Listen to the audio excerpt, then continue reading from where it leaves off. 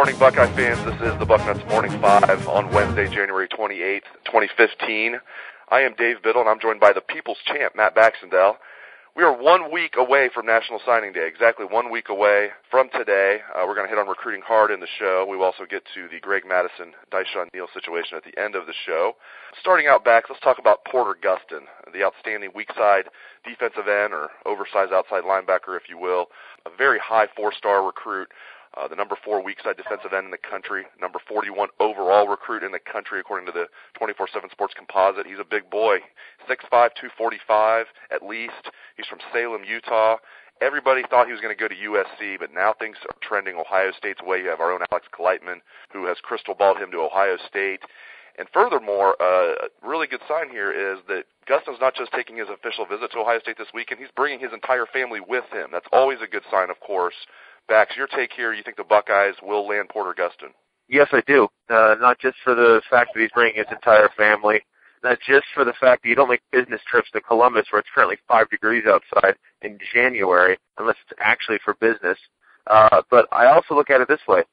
Every single year, Urban Meyer at the end of the year pulls in a guy that nobody really thought you had a chance at, that ended up being a 5-star kind of guy. You know, the player that maybe you'd hoped you'd had a chance at, but you never really believed it just because the kid was so far away. The McMillan type even.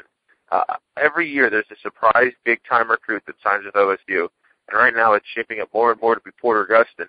And also, let's not forget, Urban Meyer spent some time in Utah. It's not like he's an unknown there. Ohio State's already dipped into Utah once this recruiting cycle, and I right now am really starting to believe that Porter Gustin is going to be a Buckeye 1 week from today. Yeah, Meyer is a legend there. Even though he only spent 2 years at Utah, they really credit him for, turning around that program. And now they're in the Pac-12. I mean, he really breathed some life into that program. Had an undefeated season there with Alex Smith his final year at Utah, and they love him. You know, maybe a lot of fan bases, a guy that only spent 2 years there would leave before the bowl game. They might have some hard feelings. Not in the state of Utah. They love him, and he was there yesterday. Yeah, they're great.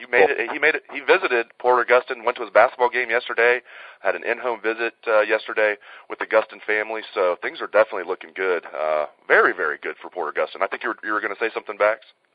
I say at least in Utah, they're grateful for what a successful coach has brought to them, unlike those ungrateful fans down in Florida who seem to think that Urban Meyer winning 2 national titles in 3 years and almost 3 and 4, but having to leave because of health issues is somehow a reason to besmirch the guy.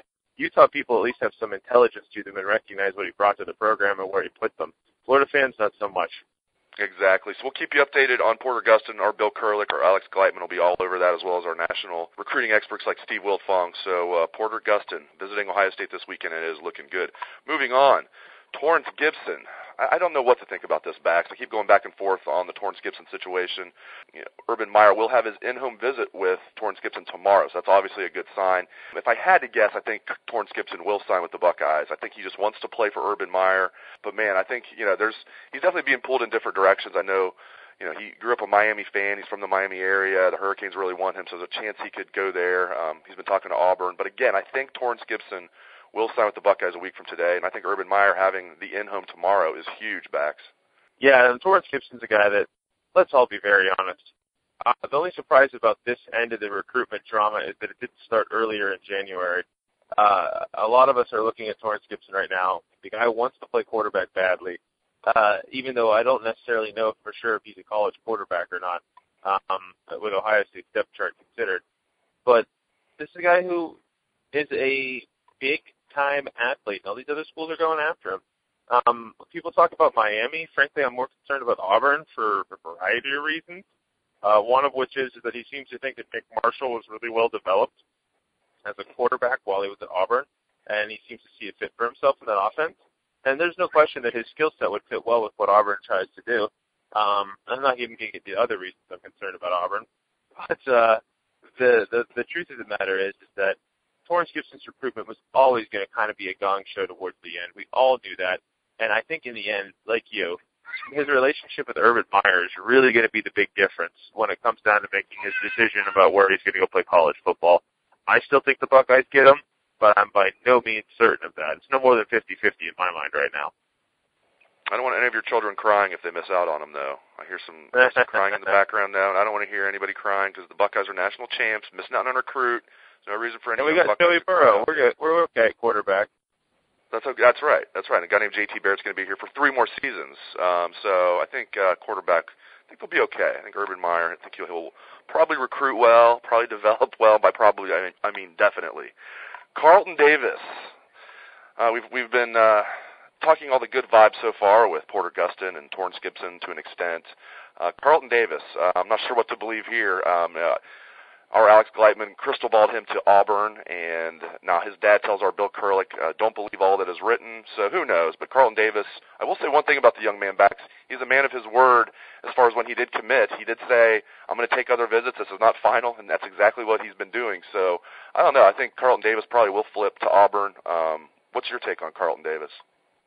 More that Florida Gong Show stuff, right? I think when we got the commitments on the national title day from Judson and Cade, I was just like, all right, you know what? That's a great thing to get these guys in the fold early, but all that means down south is that you know who the leader is now. Same with Ben Edwards. The Buckeyes had a commitment from him for a little while. I mean, let's be realistic here. If you get one of the two, you probably have to consider yourself pretty successful. I certainly don't necessarily think that Davis is going to flip. I was more concerned about Miami, to be honest, just because of proximity. The bottom line is that he's a plane flight away to Auburn. He's a plane flight away to Columbus from his family, no matter what his choice is. So, aside from the usual concerns about anybody being recruited late by Auburn, I think at the end here, this is a kid who said he was going to take his visit. He has a relationship with the Auburn coaches, and I feel less confident in this one than I do in Torrance Gibson. But I still think it's probably 50-50. It's certainly going to make National Signing Day very interesting because I'm not 100% sure that Davis knows where he's going at this point. Final topic, Greg Mattison and Dyshawn Neal. Just when I thought I had seen everything and heard about everything in the recruiting world, this happens. Dyshawn Neal, 3-star defensive end, committed to Nebraska. He's from Omaha, Nebraska, and had an in-home visit with Greg Mattison a couple days ago. And Greg Mattison was thrown out of Dyshawn Neal's house for telling Dyshawn Neal, listen, if it wasn't for football, you would not be able to get in Michigan. You would not be able to get past the academic admissions, but because of football, you're fortunate and you'll be able to get in at Michigan. And the family didn't take that comment very well. They threw Madison out of the house. And listen, there's 2 sides to every story. I get that. But the bottom line is you cannot be getting thrown out of people's house when you're recruiting. You have to be charming. You have to be a salesman to a certain extent. And I don't think I've ever heard of an assistant coach or a head coach or anybody associated with recruiting getting thrown out of a recruit's house on a recruiting visit. This is certainly a first. Bax, shot and fruit away, my friend. Yeah, this is super special for those guys up north, isn't it? Isn't this a perfect microcosm of what they are as a fan base, the definition of a Michigan man, how they're so arrogant that they believe that, like, the University of Michigan, like, getting into it is the equivalent of getting the last spot on a space shuttle leaving a dying Earth or something? I mean, my God, how arrogant do they have to continue to be in every aspect of things? This is the kid in Neal who's going to Nebraska, which is a decent school in its own right. And let's be very honest here. How many of these football players would be able to get into a lot of these schools in general if it wasn't for the fact that they were great football players? So it's kind of insulting to point out sort of the elephant in the room when it comes to academics for a lot of kids. And this is Greg Mattison, who has a long track record of doing stupid stuff like this on the recruiting trail. Last year when he was at Malik McDowell's house, he just flat out wouldn't leave until they virtually threw him out last year, too, but it didn't get the same press. This is the same guy who got into an argument with Mike Vrabel at a coaching camp over the summer a couple of years back. I mean, I don't know if he's losing it, he's going a little loopy or what, but this is such terrible press for them because it's just going to have a coaching staff where all these recruits in future years are going to read, oh, yeah, they were the staff who had a guy thrown out of a recruit's house. And this is a guy who's supposed to be one of their better recruiters. So, yes, Schadenfreude is absolutely in play right now. Just another example of how their arrogance can continue to come back and fight them on the rear end in the future. I love it. Keep it locked to the site all day. We will keep you updated on the latest with recruiting. Again, Porter Gustin, Torrance Gibson, Carlton Davis, the whole deal. Keep it locked to Bucknuts. Our Bill Kurlick, our Alex Gleitman will have you covered all day. Thanks again to the people's champ, Matt Baxendell. Thank you to all the listeners out there. Take it away, best damn band in the land.